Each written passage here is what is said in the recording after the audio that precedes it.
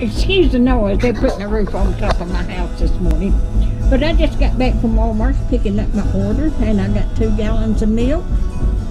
I got some chips, and then I've got some dip to go with it.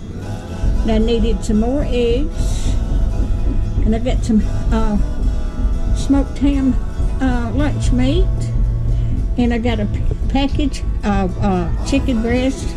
There's 1, 2, 3, 4, 5, 6 chicken breasts in there. And then my grandson wanted some Nutter Butter cookies, and I ordered some a bag of Halloween candy Butterfinger candy bars, but they was out, so I didn't get that. But this is what I've got this morning. If you like my videos, just like, share, and subscribe, and hit that little bell when you want to be notified when I got another video coming out. Thank y'all so much for watching, and y'all have a wonderful week. Thank you.